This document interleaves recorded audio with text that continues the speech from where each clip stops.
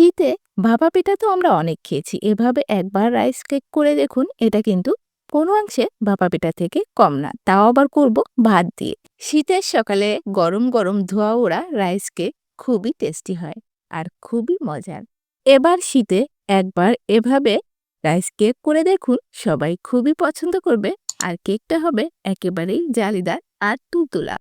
তাহলে চলুন এবার শীতের জন্য আমরা একটি নতুন কেক বা পিঠা রেসিপি শিখে নেই।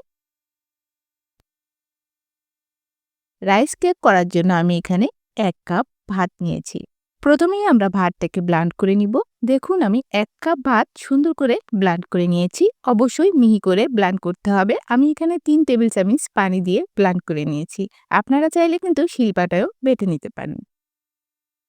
এখন কেকের ব্যাটার তৈরি করব। এর জন্য আমি একটা পাত্র নিয়ে নিয়েছি আর ব্লান্ড করা ভাত এখানে দিয়ে দিচ্ছি।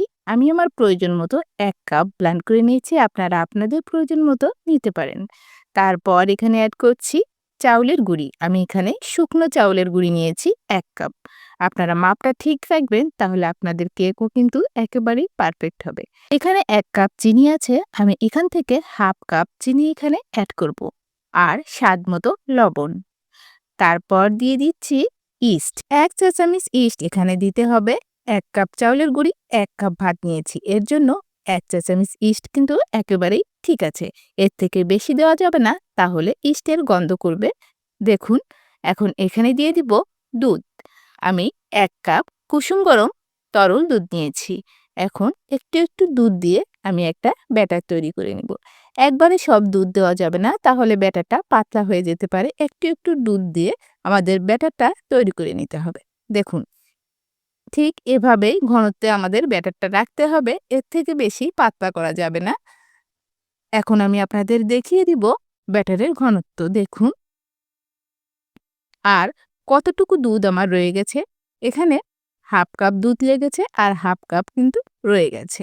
এখন ব্যাটারটাকে ঢাকনা দিয়ে ১ ঘন্টা পর্যন্ত রেস্টে রেখে দিতে হবে। ১ ঘন্টা পর আমি ফিরে এসেছি। দেখুন ব্যাটারটা এই পর্যায়ে অনেকটাই ফুলে গেছে। আমি আপনাদের একটু দেখিয়ে দিচ্ছি। দেখুন কতটা ঘনত্বে এখন ব্যাটারটা আছে। অনেকটাই কিন্তু ঘন হয়ে গেছে। এখন আমরা রাইস কেকগুলো করে নিব। এর জন্য একটা রাইস কুকারে চালনি নিয়ে নিয়েছি আর কাপ। এই ছোট ছোট চায়ের কাপে আমি কেকগুলো করব। আপনারা যে কোনো বাটি কিংবা যে কোনো কাপেই কিন্তু কেকগুলো করে নিতে পারেন। একটু তেল মাখিয়ে নিয়েছি যাতে করে কেকটা খুব সুন্দরভাবে উঠে যায়। দেখুন এখন আমি সব কাপেই ব্যাটার দিয়ে দিয়েছি। আমি কিন্তু কিছু অংশ ফাঁকা রেখে ব্যাটার দিয়েছি। এখন চলে যাব ভাপানোর জন্য। কড়াইতে গরম পানি করে নিয়েছি আর চালনিটা বসিয়ে দিয়েছি। এখন ঢাকনা দিয়ে আমি ১৫ মিনিট ভাপিয়ে নিই।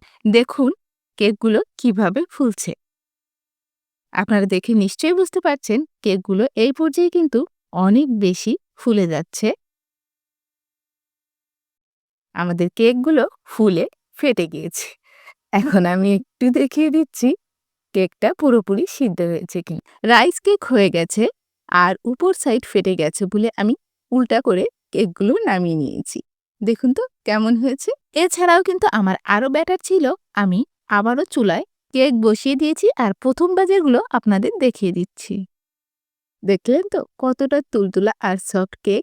এখন আমি একটু ভেঙে দেখাচ্ছি। ভিতরটা খুবই জালিদার আর খুবই সফট। খুব সহজে ৩টে উপকরণ দিয়ে এভাবে রাইস কেক আপনারা করে নিতে পারেন। আপনারা যারা মিষ্টি পছন্দ করেন না, তারা কিন্তু মিষ্টি ছাড়া এই কেকটি করে নিতে পারেন। মিষ্টি ছাড়া করলে সেটা কেক হবে না পিঠা হবে আমি কিন্তু জানি না, কিন্তু খেতে খুবই টেস্টি হয়। আমি কিন্তু মিষ্টি ছাড়া একবার করেছিলাম, ওটাও কিন্তু খেতে বেশ মজা হয়েছিল। আপনাদের পছন্দের যে কোনো ভর্তা কিংবা চাটনির সঙ্গে এই কেক বা পিঠাটি করে আপনারা পরিবেশন করতে পারেন। খুবই টেস্টি আর খুবই মজার। একবার শীতের সকালে এভাবে করে আপনার পরিবারকে দিবেন, সবাই খুবই পছন্দ করবে। ভাপা পিঠা তো আমরা অনেক খেয়েছি।